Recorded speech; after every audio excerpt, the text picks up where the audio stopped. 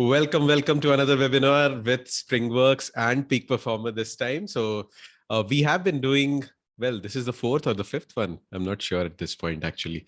But we have been doing multiple webinars. We did one with PASCare on employee benefits, I remember.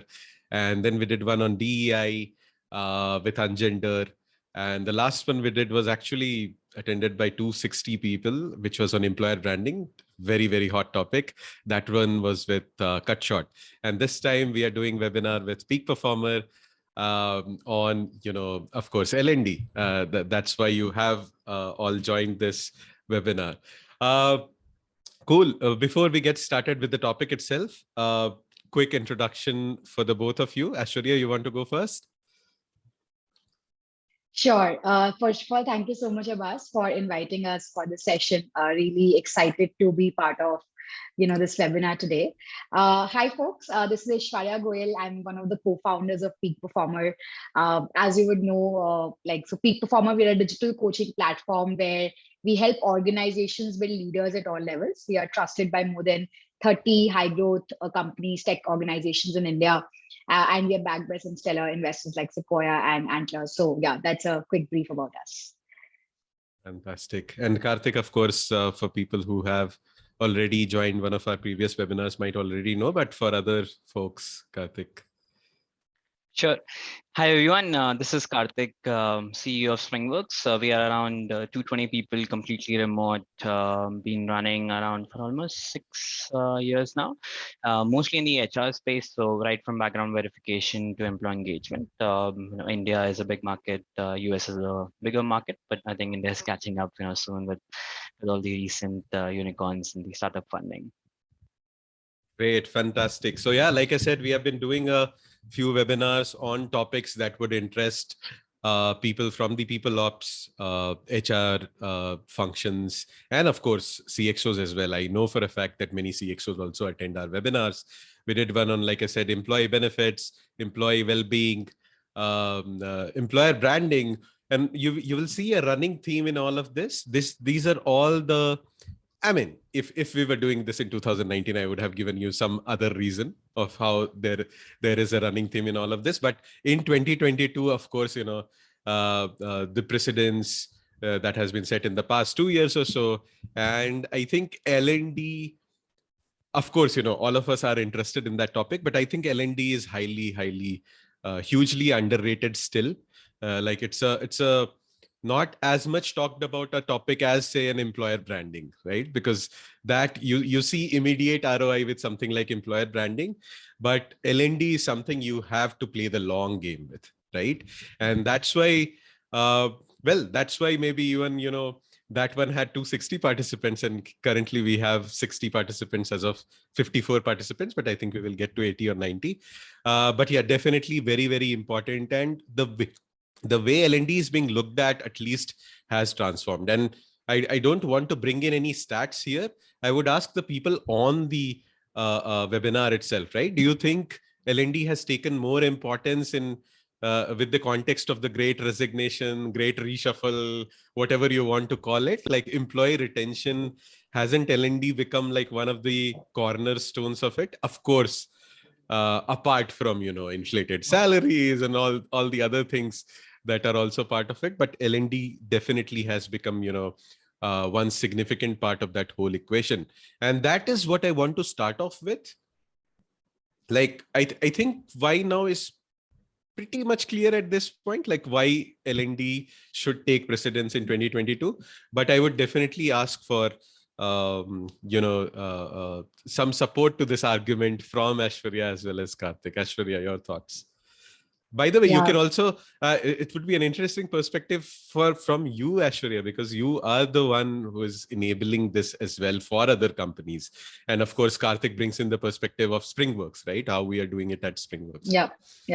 No, I think that's a great topic. And I have actually written a lot about this earlier as well, where I think one of the key changes that has happened because of the great resignation movement is that because of course people are resigning, but at the same time there are a lot of these tasks and responsibilities which are getting also drilled down to people who are executing the same, right? So always there will be certain tasks which they would have extra that they will be managing, and for them to be at their peak, or for them to be in terms of performing well, they also need to fill those skill gaps, right? They have to have agility and that sort of dynamics that they can and also that learning ability, for example.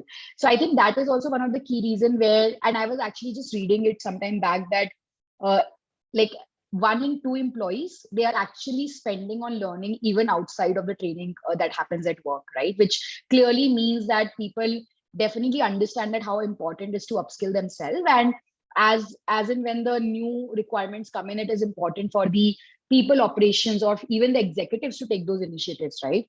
And globally, more than half of the organizations have increased their spend just after this entire movement, right? So I think I strongly believe that from a retention standpoint, and also for employees to justify the role, it is very important to continuously provide that for them to understand their skill gap and then continuously improve on those skills. It's very important. Correct. Yeah, upskilling being one of the major points, right? So I was reading the stat somewhere that 25 in 2015 for a particular job role, if you say listed 10 skills, there are 25% more skills being asked for from the same job role in 2022. So that if I mean that's maybe the best indicator of how much a need of upskilling there is. But Karthik, your thoughts on this? So I see, L&D being popular for two reasons, right? One is you can say attrition. How do you kind of prevent attrition, churn? How do you increase retention?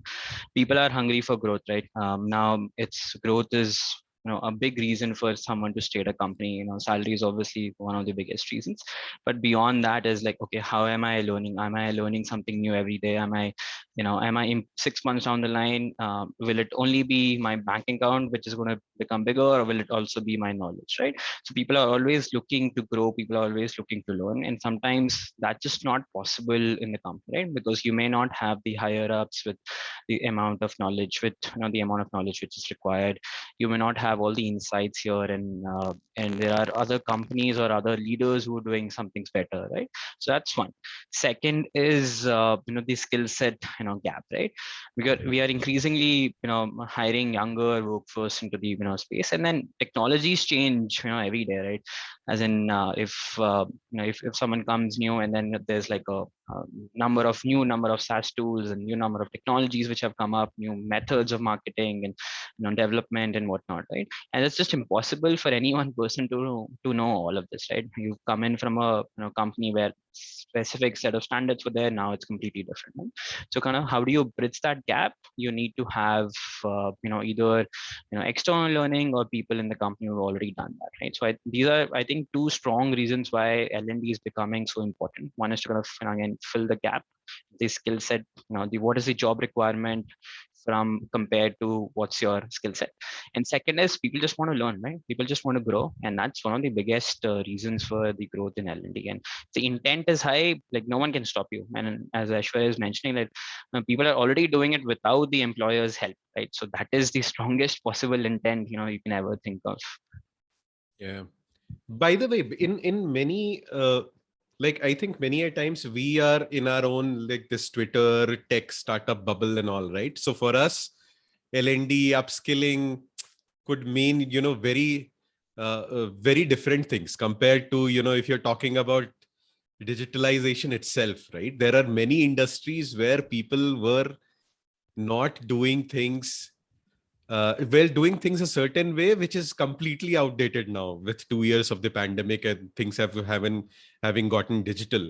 And I think that is one context that we tend to miss out on, or tend to ignore, because we only think about from our tech startups and all of this. So I think that's another context here as well. Just some hygiene stuff. We are recording this. We will be sending this out to you right after the webinar. But we do encourage, if you have takeaways from this, post it on Twitter, tag us at springrolink, at Ashwarya_08, at KR2905. Those are all the handles. I think Drishti has posted the live updates thread on the chat as well. We do have, surprise gifts for people who post. We pick up randomly, a couple of people or more, and give them some surprise gifts every once in a while. Cool. Yeah, So just one quick thing, Amar. So on your point, right? Like, this entire digitization and the new, technology revolution, right? I look at my mom. She works in hospital, and she's been going to the office, for her entire life, right? 6 days a week and stuff like that. And after pandemic, like now she's doing Zoom and Google Meet and Outlook, and I'm like, that just. And before that, she didn't even know how to switch on a laptop, right? That was the difference. And I was like, how did you even learn? Because I was not here. And it's like, yeah, they had courses, and they were kind of taught. She works at the Narayana group, so they were kind of taught and trained how do you switch on Zoom, how do you kind of use a laptop, like, simple things, like which simple things to me, right? What is the type of password you have, right? Where do you put your password, right? How do you reply to emails? How do you even sync your emails, right? How do you toggle Wi-Fi? Like small things like that. I guess small to me, but not to her, right? exactly. So I think that's very important. Like, it's just changing so quickly. The way we work has changed so quickly, and it's going to change so quickly. Yeah, totally agree with you there. Yeah, but of course, for today's, I mean, that's something that I just wanted to put out there to sort of remove the biases that we have. But for all intents and purposes, we will be talking about our own bubble of startups, tech, and all of that. And when we talk about that in the context of L&D, we will specifically talk about two challenges. One is the upskilling challenge, and the other one is the leadership development challenge, right? So those are the two main challenges that we will focus on for this webinar, right? So first of all, with those two contexts in place, Ashwarya, how do you sort of create this well thought out L&D strategy? Like, who is involved? Where do you get started? Say we have all sorts of attendees here, right? Maybe someone has already a system in place. Maybe they want to overhaul that system, or maybe, look at from this conversation, they maybe figure out, that may not be the best process. But there are others, and I think majority of them are people who don't have an L&D process in place, right? So how do you get started with it? What is step one? And yeah, what does a well thought out L&D strategy looks like? Yeah, no, that's a great question, Abbas. And I think the reality is that, again, L&D strategy cannot be a one size fit all, again, for all organization. The learning strategies could totally differ for every company, right? For example, if you're an organization where you are internally promoting a lot of people to new managers, that means definitely you need to build programs and initiative regarding new manager development, right? Versus, if you're an organization where you are prioritizing blitz scaling or scaling people, right? That means maybe we need to build initiatives around new employee onboarding, right? So one of the key thing is that you really can't have like a one size fit all. And also, it's very important to focus on the key important thing depending on what stage you are at, right? So for example, when we work with a maybe like a, of course, we primarily work with tech organization, but the stage would differ for everyone else, right? So it is very important to first of all start from understanding what is your organization's North Star, right? So that organization North Star will have multiple categories, right? One is hiring. Second is, what is the focus? For some companies, the focus could be revenue. For some companies, the focus could be brand building, right? For some companies, the focus could be product development. So that also entails that what kind of culture we want to build. And once you have identified those North Star regarding all your business units, regarding all your vertical leads, that should be then, used as a, like I would say, an action plan. That should be like the first exercise everyone should do. And always try to imagine that what would happen, right? Once you have implemented the same. For example, if you are blitzscaling and you're hiring a lot of people and you want to create a learning initiative regarding the same, do you expect them to be at a ramped up stage in 2 months, which generally take, let's say, maybe 6 months for some organization? So it is very important to then have a clear cut metric which will define the success of that. And then of course there are multiple ways, for example, you can prioritize. There is plethora of content out there, right? You don't have to always create, you can always curate depending on the topic. If it is a lot about leadership development, of course, coaching, mentoring is an answer. If it is a lot about, let's say, technical skill development, if you're focusing on building products, so there are different avenues, right? So first is starting from understanding North Star, then aligning the success metric, and then start small with a couple of initiatives to see the success, and then henceforth. So we have seen that most of the companies who have succeeded well, because generally when organizations come to us, they would have identified their North Star, or they're already thinking of coaching. So these folks have already done these exercises where they have a clear-cut understanding of what they're expecting. Mm-hmm. Got it. Of course, you can also ask your questions in the chat, and we will be keeping a tab on it, and we will ask the panelists. But Karthik, when I mean, I have also been in the system for 4 years. So when you started thinking about L&D at Springworks, what was step one? How did you go about designing the policy that we have at Springworks? And just, the first few steps that you took. Yeah, so I'll talk about very specific, case for us, right? So us as, we are hiring a lot of, I guess, youngsters, freshers, people with under, say, 5 years of experience, right? And then generally, the skill gap, from what is required for the job and then what they have is significant depending on the type of the job. So how do we kind of bridge that, right? So that was the question, that was the challenge.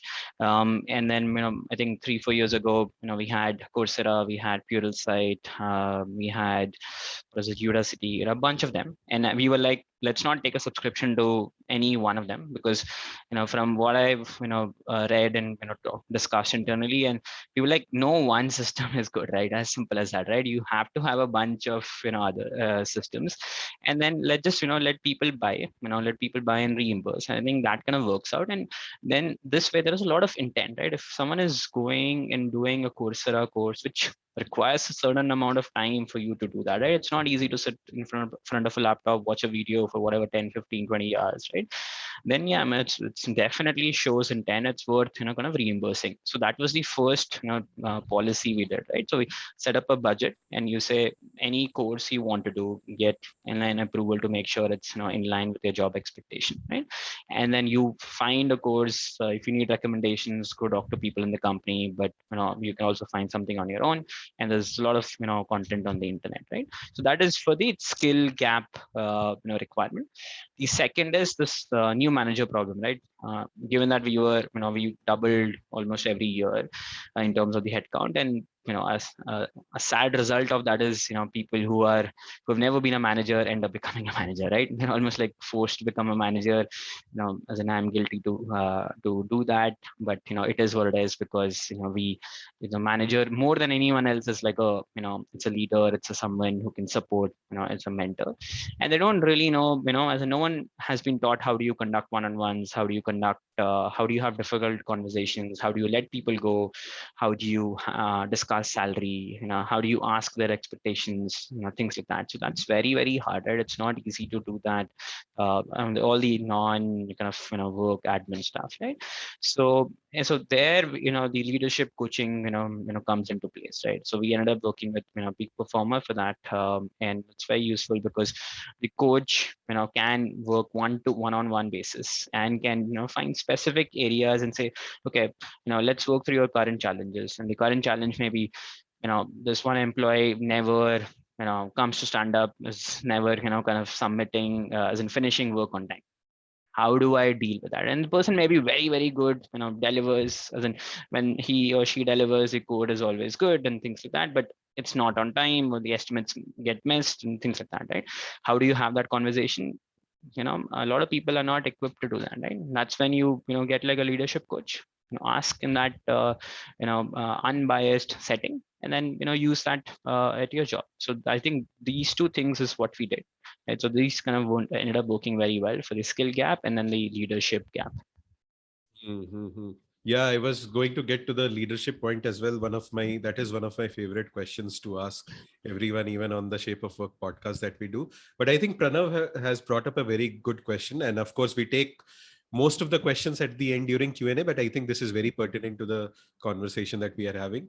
What are the usual steps that companies take to understand the skill gaps and carve a learning path of every employee? Now, this is important because, Yeah. of course, it goes to the skip level or whatever, right? Like, but every employee has different needs, right?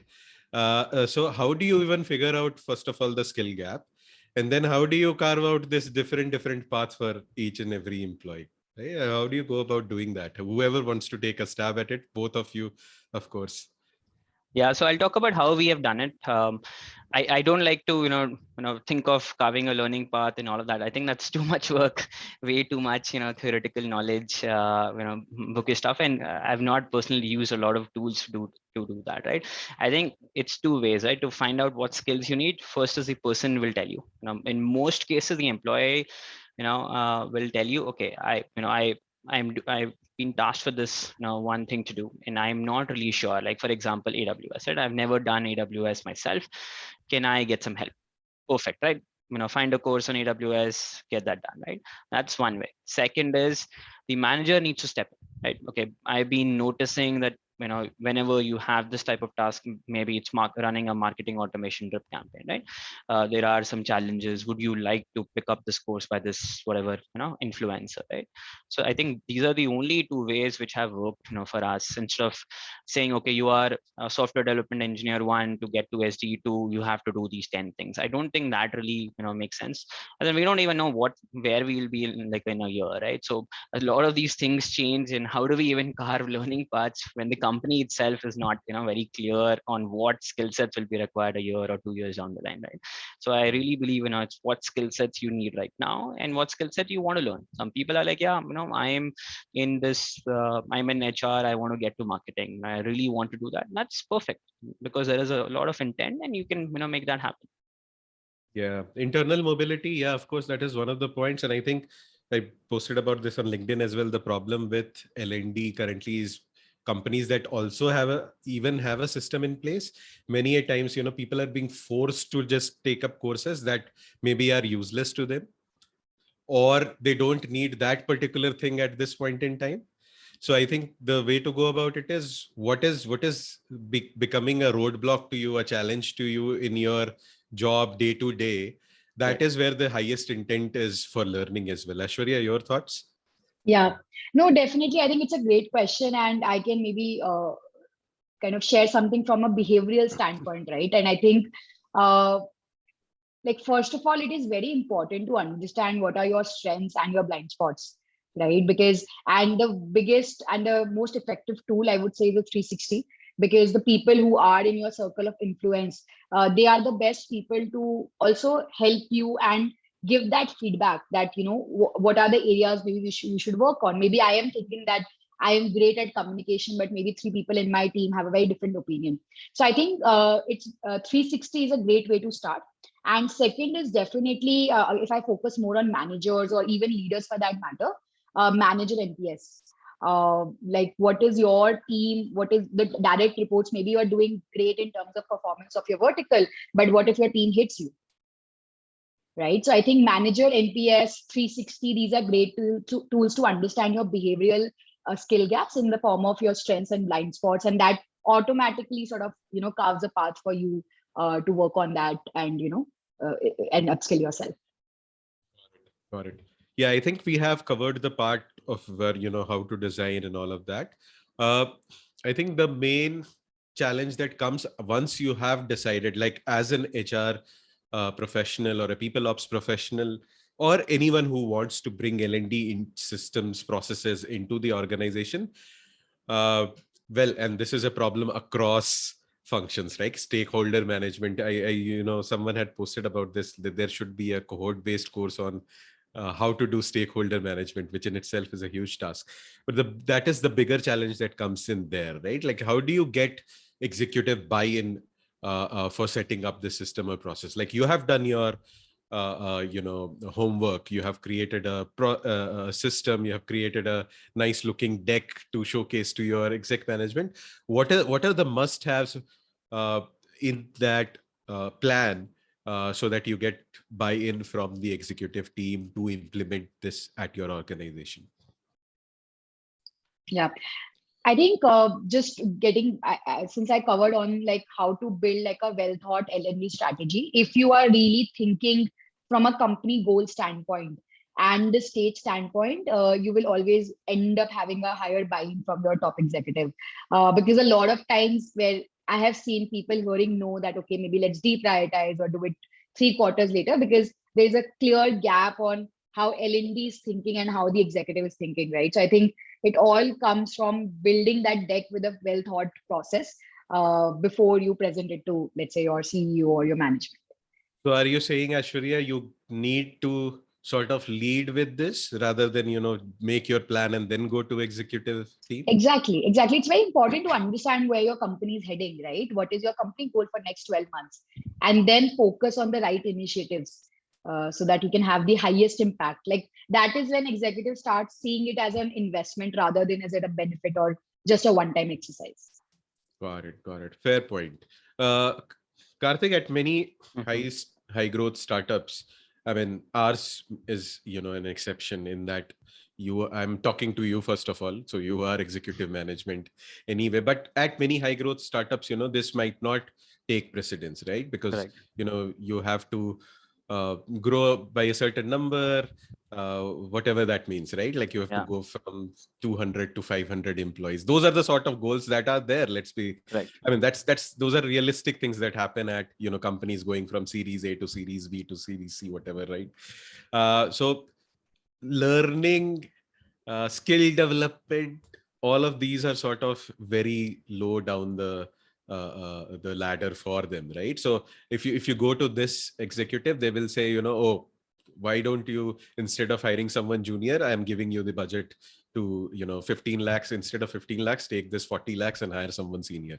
How do you even showcase the long-term value there, like when the game itself is very short term?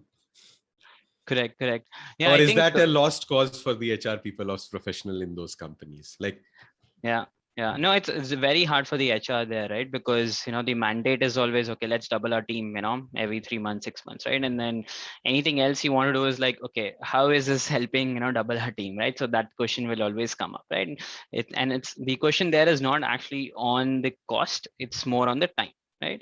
So I think the one way to do that is what we have also kind of seen in other companies is, you say this is how many companies in the country are doing it, right? So one is just showing, okay, your competition is doing it, you don't want to be left behind. That's one. Second is do a poll, just ask your employees how many people would like to have a subscription for whatever leadership coaching or this type of course. And just don't do a yes no, because very easy for everyone. If you ask, okay, would you like to do a new course, would you like to upskill, every single person will say yes, right? If people are not saying yes, then you have a bigger problem, but everyone will say yes, right? But get to specifics. Okay, what would you like to upskill on, right? And you will be surprised with the type of answers, right? And you will not get 100%, you probably get 50%, which is enough. You may even get 35-40%, which is which is also a good number. And people will tell you, okay, I want to learn this, I want to learn this, I want to learn that, right? And then you take that to your management and say, if we don't do this, these people are going to leave, right? Would you want to invest whatever 5 lakhs in in doing this and kind of increasing our retention, or would you rather have them leave? As simple as that. I think retention churn is the only way to really justify this, both short term and long term. correct, definitely. That is one language that any CEO, any founder understands, right? Employee retention, because there the cost benefit analysis is fairly easy, right? Like if you lose an employee, getting a new employee and all of that. Cool. So now that you have taken the first few steps to kick off your L&D, we assume there is exec buy-in. By the way, folks, please ask your questions. We will take them. Maybe we can take them live as well. We don't need to wait for the Q&A. But now that you have set it up, you have got exec buy-in, you have systems in place, and 50% of the employees have shown interest. But when you actually implement it, you see that maybe only 5% of the employees are actively participating, even from among the ones that said, because people say one thing and do very different things. So the next step is you've got buy-in from execs. How do you get buy-in from employees? And when I say buy-in, it's more like adoption. How do you get employees to adopt to your L&D systems, L&D processes? I'm sure, Aishwarya, this has been, I don't want to assume, but this has been maybe a challenge with Peakperformer as well, right? Like companies, when they set up with you, of course, there is buy-in from the executive team. They want to upskill their potential future leaders. But when you actually start when people within the company start using it, you might see, not so much interest. So how do you solve for something like this? Yeah, no, I think definitely it is a challenge, of course. And I think there are three things that anyone can do, any organization can do. I think first of all, it is very important to inject learning as a company DNA, right? It's very important that it should start and flow from the top down. Like for example, it can start as small as like starting a Slack channel where founders are sharing their top favorite books or Twitter threads. Like I continue to share that with my team, right? So I think as people start looking up to you, that how relevant learning play, like how important learning play a role in your life, they also start adopting that as their daily lifestyle as well. So I think that is one. Second, I believe is that learning should also be a core part of the learners, like the employee's job, right? So I think a lot of large organizations, they do that, and they have done it really well, where when you are being promoted to the next role, it is very important that you complete a set of learning hours. It could be now devoted to a coaching, or could be, let's say, to the LMS, that you learning management system that you have, right? So it's very important to continuously reinforce this to your team by the managers, where how can you put this in their KRA, right? And I think third would be where how do you then engage and communicate about these initiatives, which is driven by, I would say, people operations. I've generally seen it's a very ad hoc, in a very ad hoc fashion it is happening, but there are some these amazing marketing tools, right, where the marketing teams, they get to use all these cool stuff, but why can't the people operations team, they can use different tools to send notifications to the employees, mailers, and run initiatives which drives that. So I think using marketing tools by people ops team can also be a great engaging way to keep the employees updated about what's happening. Oh, 100%. Yeah, I keep saying that, constantly repeat yourself is the mantra for any initiative at all. You have to keep telling, like, you have to assume every time you post something, only 5% of the company is actually, coming in touch with that. By the way, I have a question for the professionals, HR professionals and people ops professionals here. Has the budget for L&D been increased by your organization in the past couple of years, or maybe this year, this financial year? Is there an increased focus on L&D in terms of, I mean, the easiest way to look at it is, has the budget been increased, right? There is, yes, you can see, Shri Priya says, yes, 50% increase, Suraj. Wow, that's nice. Yes. So it's a very clear indicator. Yeah, this is and this looks very good for you as well, Aishwarya. So yeah. So Karthik, I think one is, of course, the communication, the over communication side of things, but I think for anything, incentives run the world, right? I think incentives have a huge role to play. And I wanted to bring up that point because I know for a fact that it works for us. What are some of the other things? Also, if you can talk about incentives, how do you get more adoption within employees?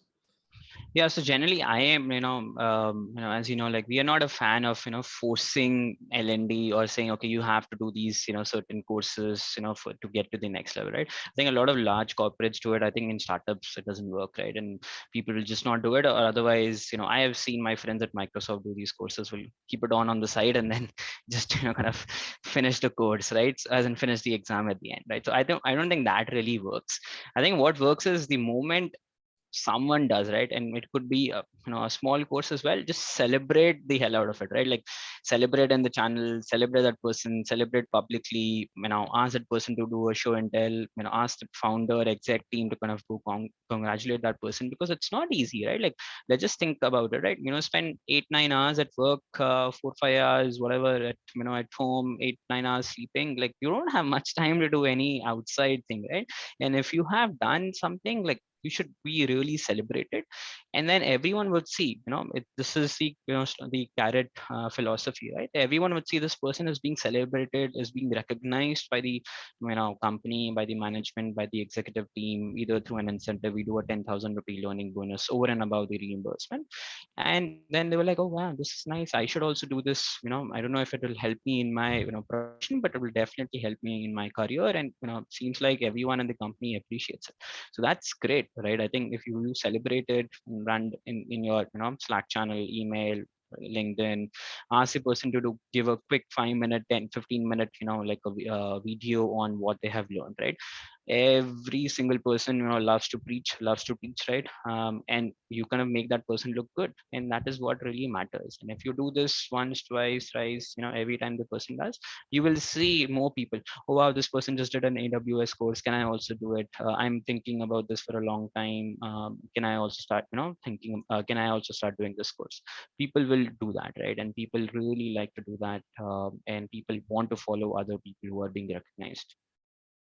100%, 100%. I think again, it comes down to, celebrating. I think more than anything, I think incentivization is also a way of celebrating it itself, right? Like I think my thinking goes back to this past week when we posted like a learning bonus for one particular colleague of ours who had completed like 3 courses, right? Without being told to, by the way, complete those courses. So in in addition to the annual learning bonus, they get a bonus on top of it to additional whatever amount to do more of that learning itself.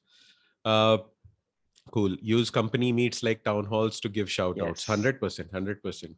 And,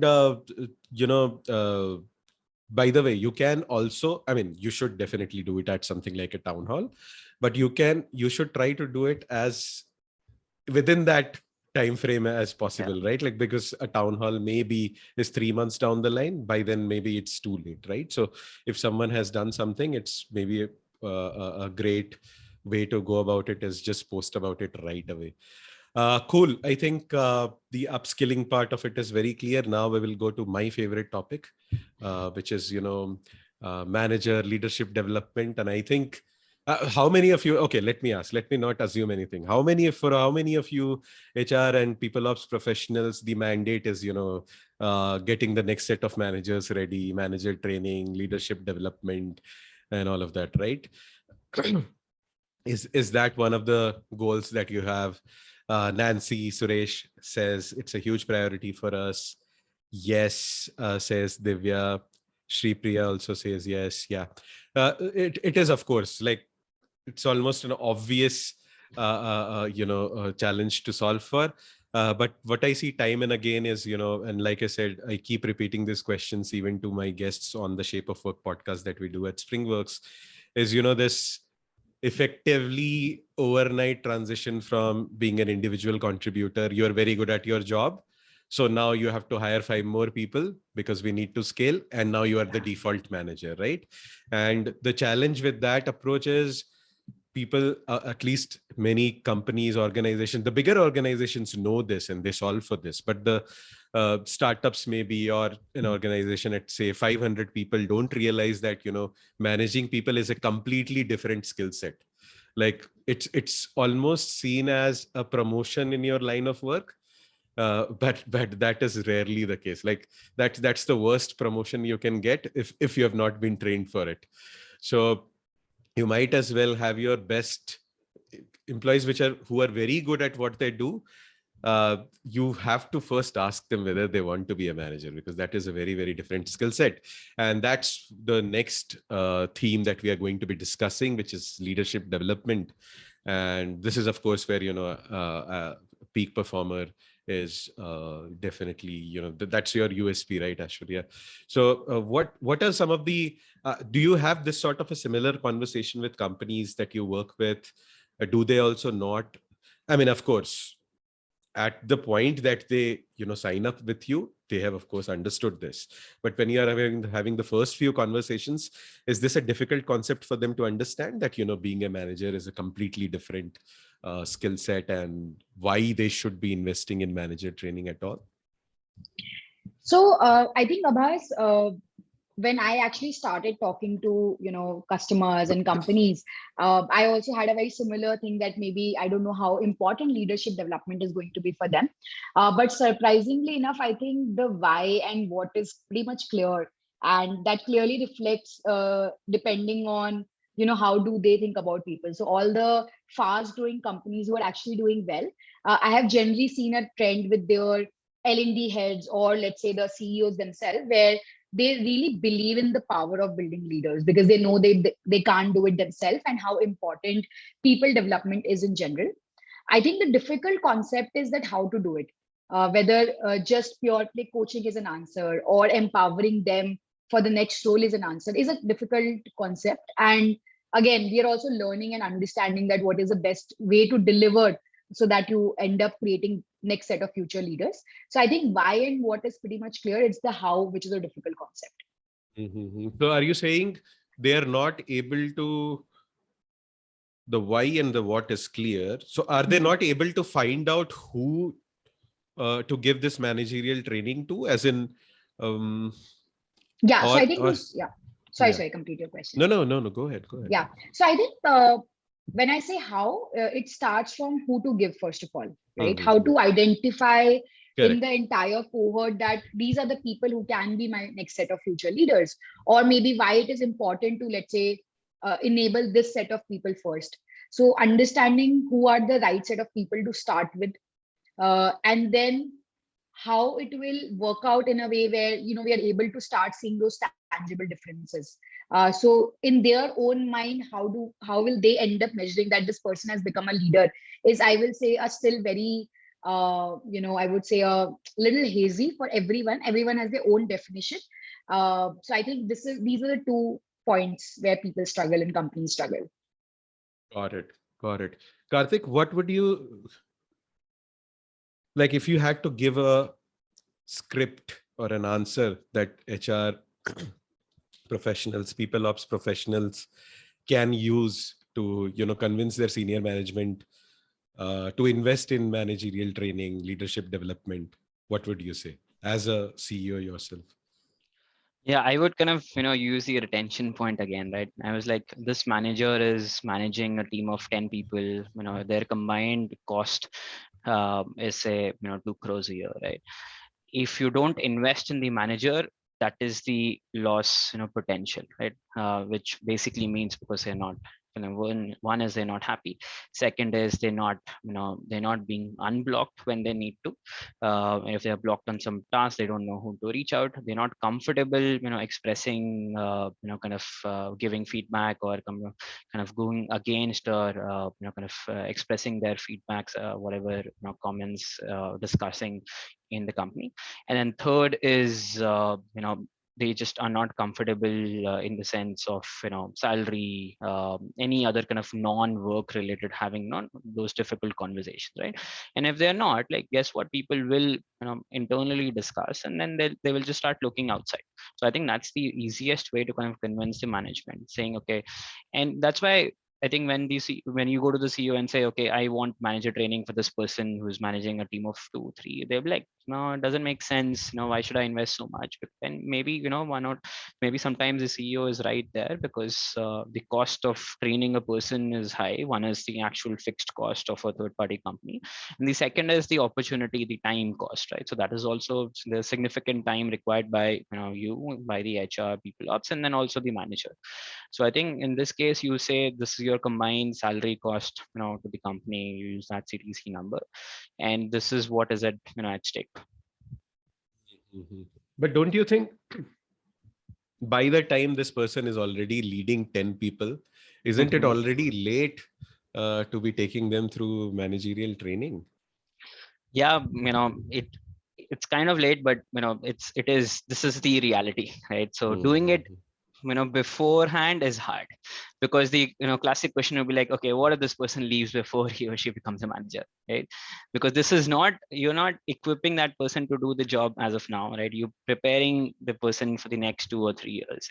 In today's world is that's very hard to justify that extra cost. And again, as you said, a lot of people may not be comfortable becoming a manager also. So, and it's hard Oh, to correct, estimate. correct. 100%. That is a separate conversation altogether that you should be having.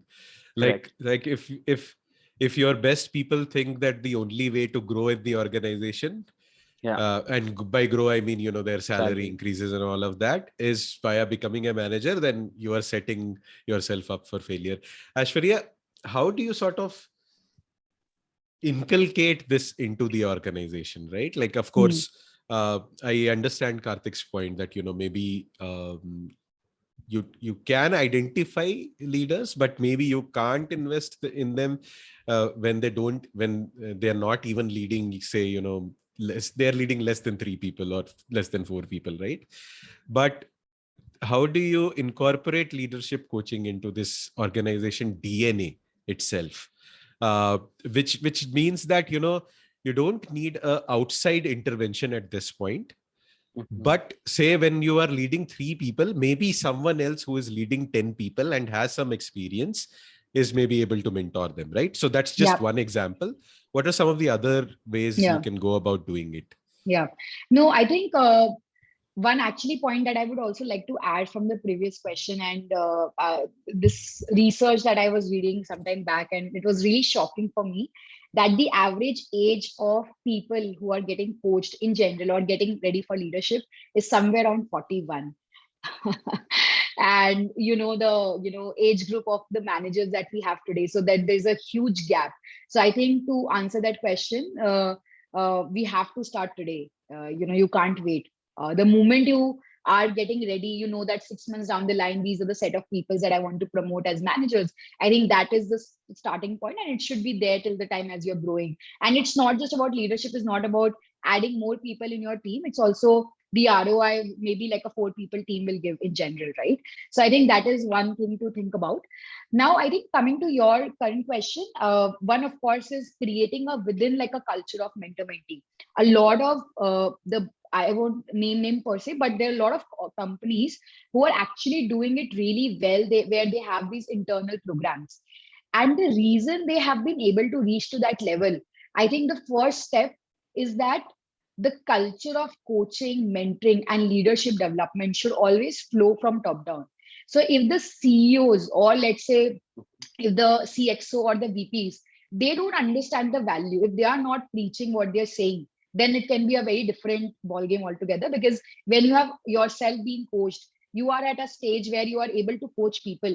The way you build the entire organization is very different. And I have seen differences in multiple organizations on how it varies, right? So I think the best way is to start top down. It's very important for the CXOs themselves to understand. And I think the key skill of a manager is what? Who is a manager? Manager is a coach. The most of the time that you end up spending as a manager is that you're always coaching people. So if it doesn't flow from the the most key manager, then how it will happen? I would say bottoms up. So that I think is a very key important point to Yeah, imbibe that as a culture. Yeah. no, I mean, that is fair. I mean, I know there are not extreme opinions on this, but there is some difference in opinion, but that's perfectly fine. I mean, that's just the perspective, the context that each of you are coming from. Now, Yeah. we knew that this question was coming. Someone has asked it in the chat already, and even in the poll we saw that as the number one challenge. How do you measure the outcome of an L&D program? I think that's definitely the number one challenge that HR leaders, people ops professionals, and L&D professionals face, right? You've set up everything, you've gotten buy-in, you have decided leadership development versus not versus leadership development and upskilling for different employees. But maybe you have got an adoption as well. But now, how do you measure the learning outcomes individually and also on a company level? Sure. Uh, Maybe I can share a couple of things that we do, and Karthik would love to also hear Yes, your yes, thoughts yes. on this. So I think there are two, three things which anyone can start implementing, whenever they start up learning initiatives. I think one is definitely goals, right? So whenever I think, let's say you have implemented a certain learning initiative, let's say for example coaching, right? So anyone who is going through any sort of learning exercise, it is very important for them to also align a goal, that by doing this, by spending maybe let's say 1 hour every month, what I am trying to achieve, and the completion rate and the achievement rate of those goals is one, a clear cut way of measuring. The second is also their manager's observability, right? So I think we take this a lot, I would say, for granted also. I mean, it's very important to understand what is their manager thinking, because this end up spending a lot of time. So have there any changes? So you can just ask questions, let's say one question a month from the manager, that are you seeing any difference?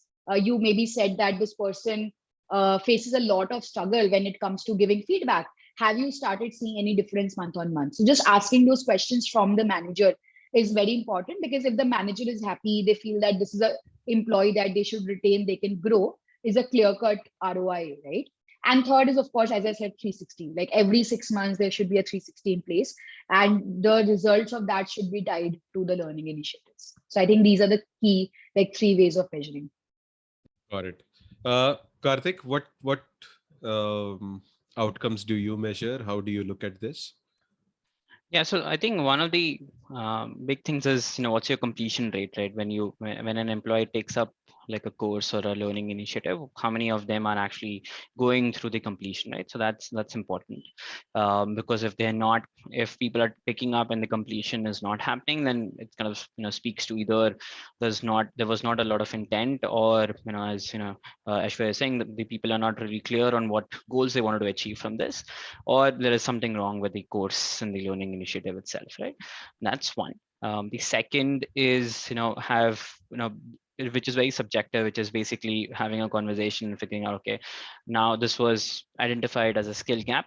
Now, has that been met? Are you now able to kind of meet the job expectations in a better way, right? That's for the skill gap perspective.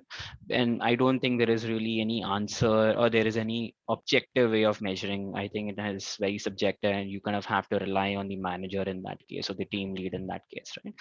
In terms of the leadership development, I think very objectively you can do what Aishwarya was mentioning, manager NPS. That's the easiest way to kind of gauge this, because it's one number, and you can do this and you should do this every quarter, right? And org wide and ENPS, manager level ENPS, team level ENPS, and just see the difference. Has it improved? And if the person has gone through leadership coaching, no matter what type of leadership coaching, who the vendor is, that ENPS should have improved, right? Unless you are already at 95 or something, right? So that should have definitely improved. I think that's the only true way of doing it, measuring it objectively, right? Because if ENPS is nothing but having difficult conversations, unblocking people, helping people grow, being the voice for for your employee, being there whenever they need support, stuff like that, all of that kind of contributes into the ENPS score. Got it. Cool. Those are all the questions that we had, and now we will. Yeah, we are already at 10 minutes above, like 12:45, beyond 12:45. So we will take some of the questions, and please feel free to add your questions here. We will now be doing the Q&A session. The first question that we will take is from Sarlaksha. Do companies enable their people to set apart dedicated time for upskilling themselves? Fair question. Very, very good question. If so, is it marketed well enough and incentivized to internally motivate employees to take up these initiatives? Yeah, that's a good question. I mean, I would like to answer it in one form, not exactly L&D, but how we look at it. This is something that came up during the employer branding webinar as well, right? And we were talking about how we can make employees our advocates, right, of our company's brand. And one of the things that we do at Springworks is we explicitly tell our colleagues, our teammates, our employees that any effort that you make towards, employer branding, whether it is, talking about Springworks on LinkedIn or on Twitter or anything of that sort, can come from your company work time, right? Because that is going to be indirectly helping the company. So why not, make it a part of your company time? And it's perfectly fine to do that. So yeah, from that perspective, this makes obvious sense, right? Like your learning time should be also part of your company time, because it is going to directly, in that case it is indirectly, in this case it is directly. But yeah, I would love for Karthik, you and Ashwarya to chime in as well. 100% agreed. I don't think there's any other way to say this. Yeah, no, I think as I mentioned before that this should actually become part of the KRA, that you should spend this amount of time, and then also tying it up with acknowledging the people who are doing this, that they should not feel that, okay, I have an extra time, that's why I'm doing this. This is a Correct. key thing that you should invest your Yeah. time in. What is the sort of incentivization that you have seen? Karthik, of course, I know for us, and maybe you can talk to that. But Ashwarya, have you seen companies that work with Peakperformer have some sort of an incentivization in place? So I have a very different opinion on this. I think incentivization should not drive learning. It should be a habit that they should invest in. Correct. So, I but think this we is have more not from seen, the. yeah, I think this is more yeah, from the perspective of marketing it, right? yes, yes. Yeah. Yeah, so I think one thing which people do in all our partner companies, and we actually enable them with the different collaterals to do that as well, is that whenever you are doing something like this, it's very important to make the CEO part to some degree. So let's say if you're starting something, maybe bring one of your CXOs to set the context, rather than just coming, let's say, from the management or HR team or the functional leader. So when they start seeing that there is a buy-in, and CXOs really want you to invest in this, people just feel more aspirational about it.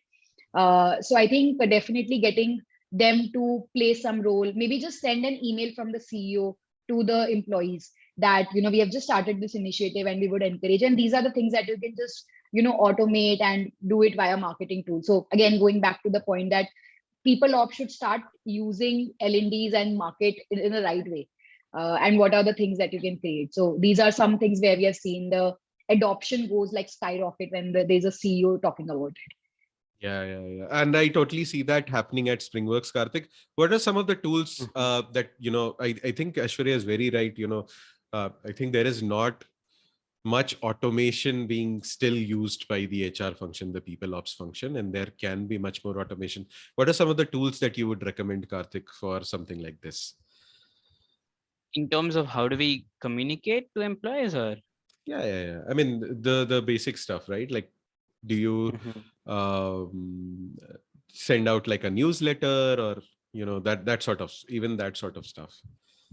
Got it. Yeah, I think having like the kind of marketing concept, which is like a drip campaign, right? So basically, send out like in the first month, and having us set up like a cadence of emails, or even like a message, a bunch of messages in your Slack channel. Having the CEO send that, having the CXO send that is always helpful.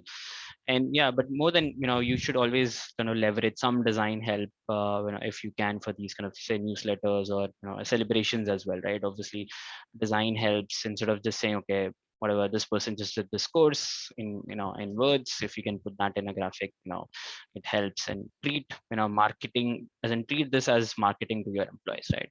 It's not just communication to your employees, but it's marketing to your employees, how you would market your product to your customers, right? So I think in those ways, and leveraging internal communication channels as much as possible, and repeat, right? No matter how important, how critical, how beneficial this thing is for employees, you have to repeat it. Saying it once is just not going to be enough, right? You'll have to repeat it enough number of times. Put this in your town hall, put this in your whatever when you're sending out the pay slip, put this in your employee offer letter, put this in your welcome letter, right? All of those things. Yeah. I think this question keeps coming up again and again, and I think there is a obvious correct answer here, but how do you do it is what I will ask. Whether NLD can be taken as a session from the internal employees itself, right? Like there are people who are who have much more experience, and they talk about a particular skill set. Or like I mentioned, if there is a manager who is already managing 15 people and there is a new manager, can you set up one-on-ones with that manager, like on a frequent cadence, that sort of stuff. So that definitely does qualify Shreyoshi as a L&D perspective. Yes. But how do you ensure that this happens on a regular basis? Yeah, so the way we do it is, show and tells, right? So we encourage people to do, kind of share learnings, and it need not be that they have personally taken a course. It could be they've learned something on their own, or they've, there was this engineering problem, they were able to solve it, and they're really proud about it, and they want to actually talk about it, right? So kind of encourage show and tells, right? Which could be on a Friday or on a Thursday, and the people who do that, give them something, as simple as that, right? Kind of, again, incentivize, encourage that. And it's not like you're giving them 10,000 rupees. Give them like a 500 rupee, 1,000 rupee Amazon gift card, or like a tangible gift, right? And kind of, again, showcase that and say, this is nice, thank you so much for sharing your learnings. And then what will happen because of that, an employee X will reach out to that person and say, yeah, I want to talk to you more about this, can you help me, mentor, or can you, give me whatever 2 hours next week, right? I think that will naturally happen because you're encouraging people to showcase their learnings, or showcase, topics they think they are experts on. And that just kind of sets up that culture, and people automatically, kind of look up to them to kind of, learn, right? Instead of you saying, okay, these are all the mentors in the company, go talk to them, because guess what, like, these mentors already have their own jobs to do, right? So they may not have extra time to help, people out. But if you kind of put them in the driver's seat and say, go showcase your learnings, and then let people come to them without really, people ops or HRs kind of, kind of creating a process around this, right? Because I don't really feel that there is a need for process, but more from a, showcasing and celebrating. Got it. Ashwarya, this question has been asked 2 times, I think, but I think we covered it. But anyway, let's do that again. How to identify leadership qualities in an Yeah. employee? Identify leadership qualities. Yeah, as in how do you understand whether this person is ready for a leadership role? Yeah. Right? How do you identify future leaders, I guess? Yeah, Hmm. yeah. I think so. One, again, at an organizational level, your expectation from a leader could vary, right? For example, for a tech organization, maybe speed over, let's say, like optimizing speed could be a skill, right? And that person is like very agile, where if something goes wrong, they can really navigate changes. Versus for a large organization, it could be different, where they are able to grow at the same pace, and a lot of other things. So I think whatever company core values are, right? Like once you have done the 360, you should also measure that at a company core value level, where does this person stand? Because end of the day, for founders, when they are building the next set of leaders, like core values are, in a way, like these are actionable things that they do and they want to imbibe in other people, right? So when they start seeing that next set of leaders who have more potential to do this at scale, maybe I can't do it with everyone else. That is one way. So actually, I was attending a session at recently with Misho founder, where he actually mentioned that whenever every 6 months, he will send like a form to all his leaders and ask that in terms of core values, whatever companies have, what they feel about, let's say, the CEO. So I think this is another way of identifying that this person is now a leader, ready for the leadership role. And then you provide them with tools to, help them groom and become a better version. Got it. I think we have covered most of the questions. Pranav asks, how extensively should companies implement the Kirkpatrick model for training effectiveness? I have no idea. I will be honest what Kirkpatrick model for training effectiveness is. Ashwarya, do you have any idea? Yes, of course. We actually use that on our measurement pedagogy. But I think there needs to be a lot of, we have also enhanced, like there is a formula around reaction and, learning, etc.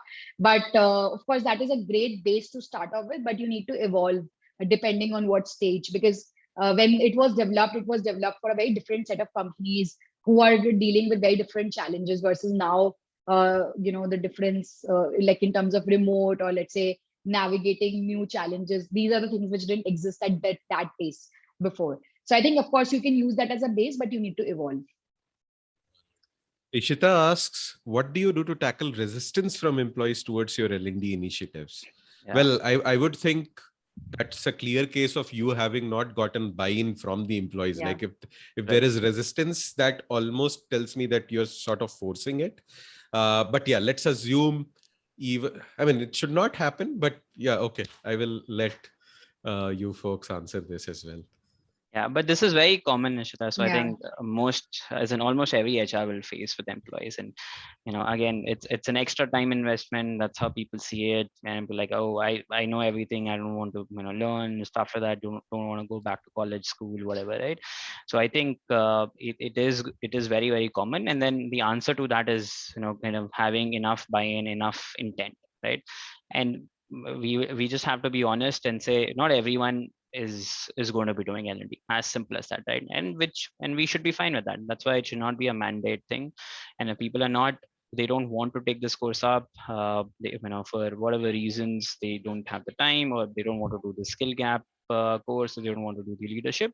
That's up to them. And then if they don't do it, you can mandate to become a new manager, but you can't really mandate from a skill gap perspective, right? So I think the intent is not, if the intent is not there, you will have bigger issues later on, when people are not completing or doing it half-heartedly. That is a waste of their time, your money, and it looks bad for the entire L&D initiative.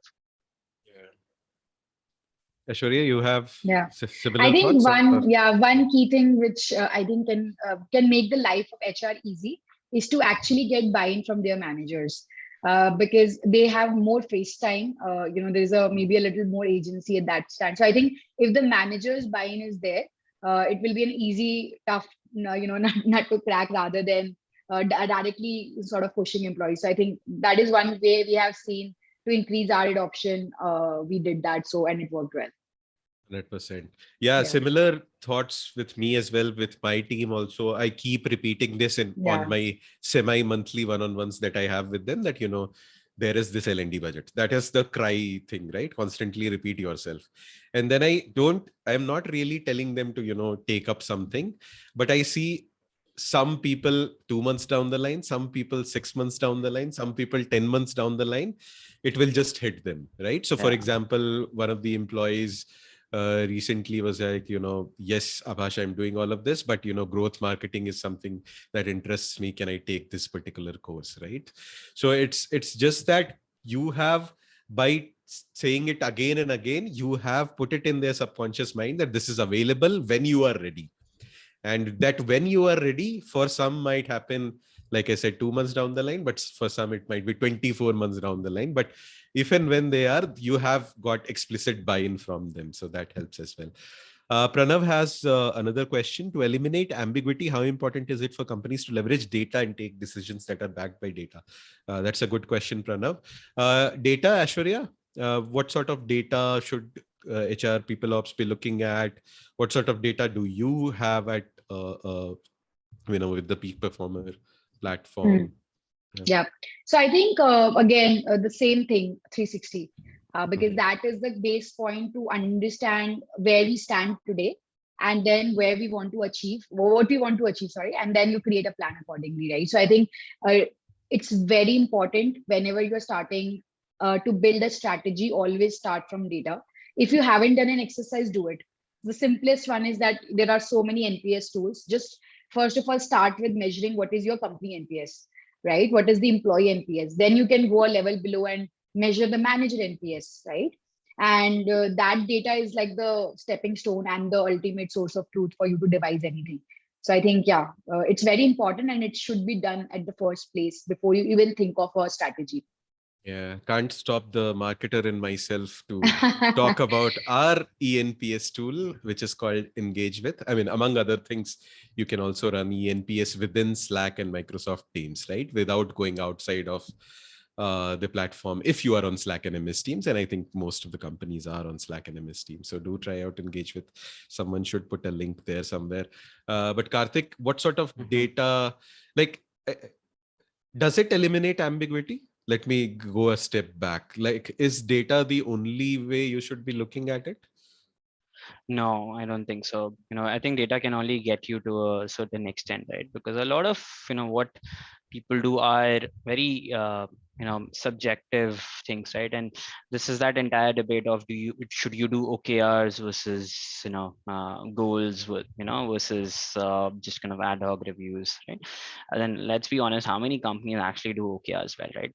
And when I say OKRs, I mean measurable KRs, right? Measurable key results. Very, very few, right?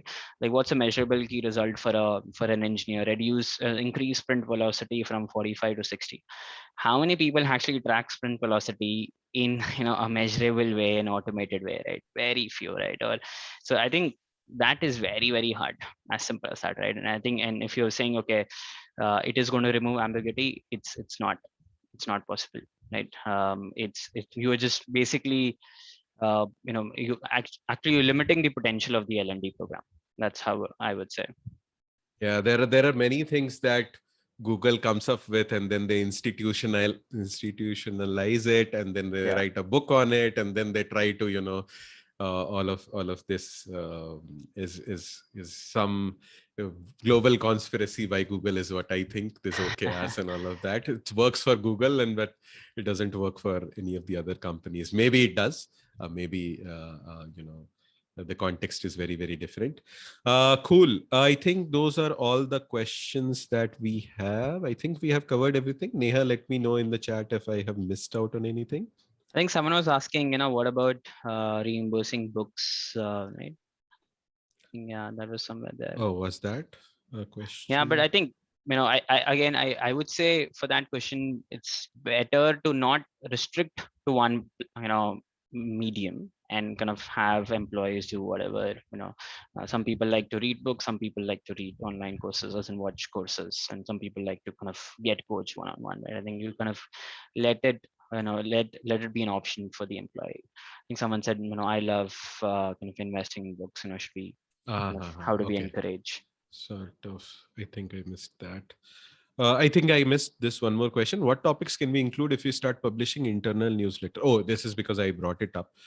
What topic?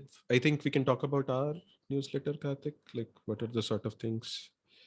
Yeah, so I think this is from the HR people ops perspective, like that correct. Internal newsletter. Yeah.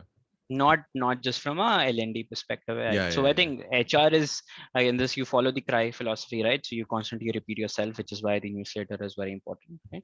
And you talk about all the new employees who've joined. That's great. Any new key events, right? People got married, had babies, whatever, right? Those are nice things to share. And then third is any new benefits, reiterating the perks you have.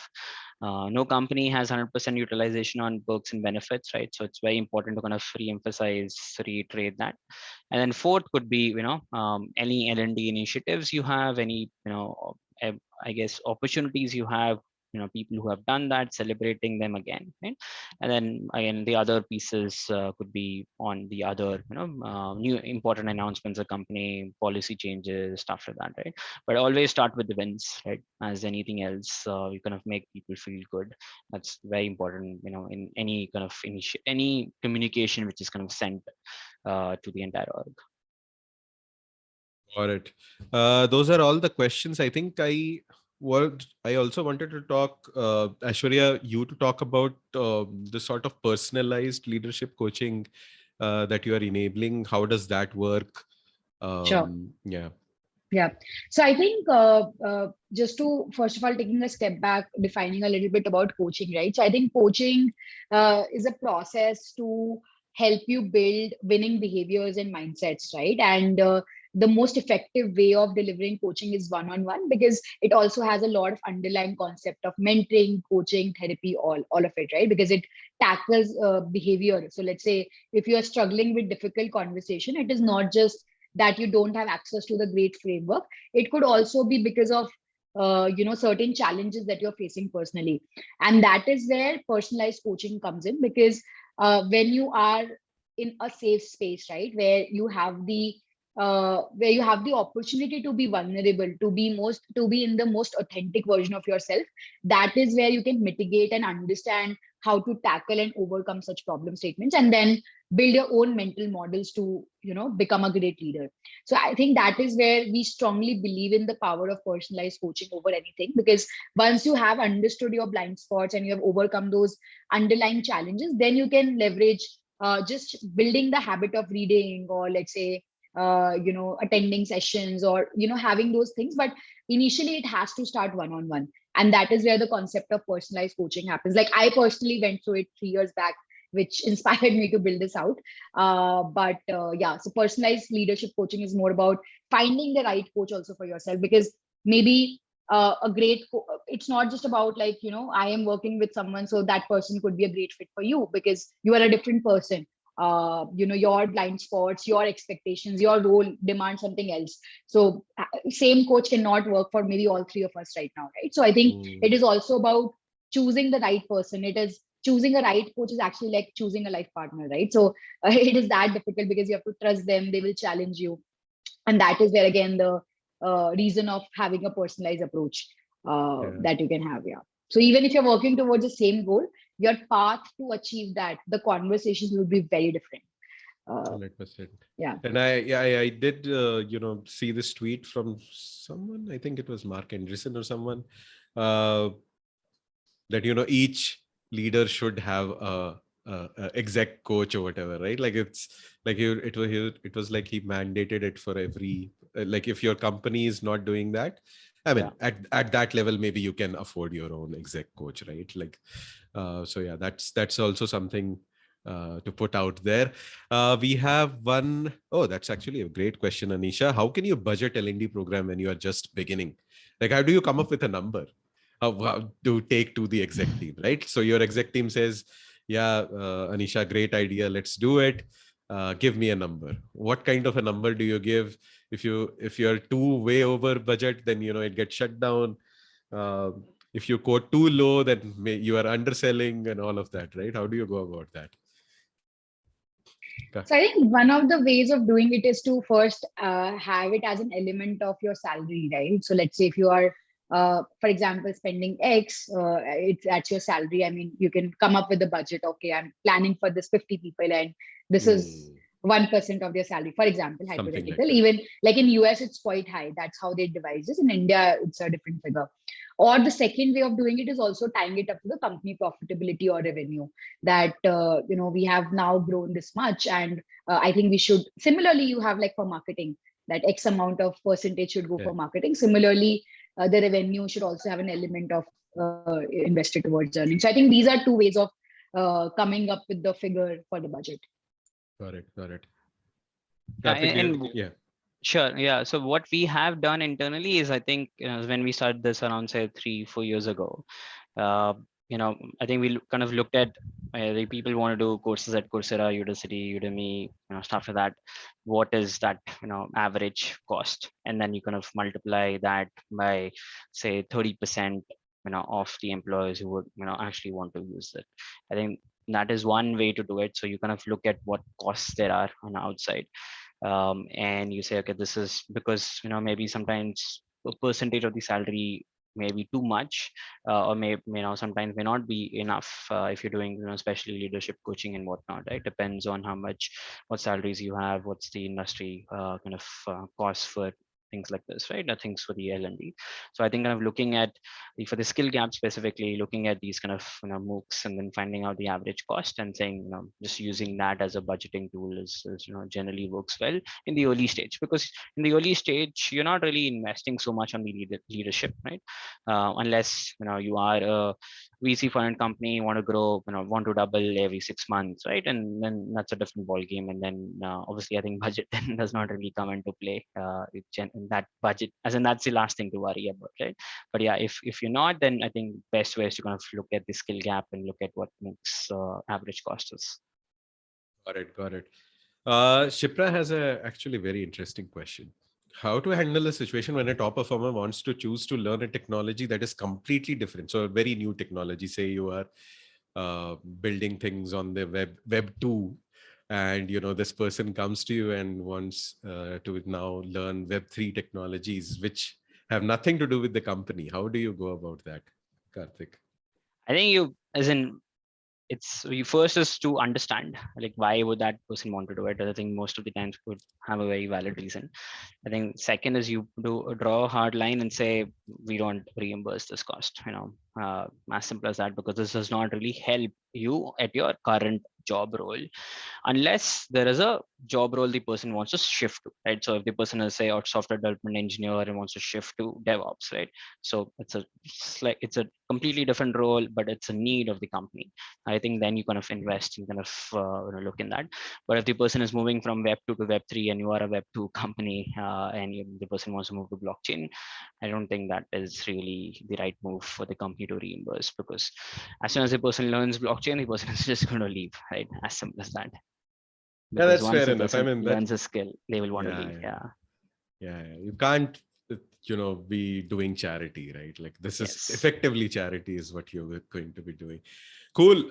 So I think we have covered all the questions. We have 7 more minutes, so I will quickly do a recap. And by the way, we will have a breakout room. Let me see how many people are there. 40. Nice. So again, 60% retention, which is great. So we had around 65 people at the peak. So 60% of them are at the end. I will open a breakout room right after this. So if people want to stay back, let me actually assign manually let participants. Okay, I'll do that right after this. So yeah, so just a summary of what we discussed. Why L&D? Why in 2022? Very obvious. With the context of the past 2 years, upskilling is becoming a huge challenge. And then, of course, the main 2 things that we focused on was upskilling as well as leadership development. What does a well thought out L&D strategy look like? How to get exec buy-in, and we discussed some of the steps to do that. How to get adoption. What are the first few steps, first of all, to set this up, and how to get adoption among employees. And then the tough question of how to measure outcomes. I think it's something that we will possibly do a more introspection on as well, and maybe do a couple of articles around it as well. I think that's a good question. And then we discuss how to identify future leaders, right? And we went into the leadership development side of things. We discussed how it is a different skill set altogether, why managerial training is important, how to incorporate that DNA into the organization to differentiate between someone growing in their role itself versus making someone manager by default, rather than letting them focus on their craft, on their skill. And then Aishwarya of course spoke about what personalized leadership coaching is. That's all for today, and thank you so much everyone for attending. I will stop recording now.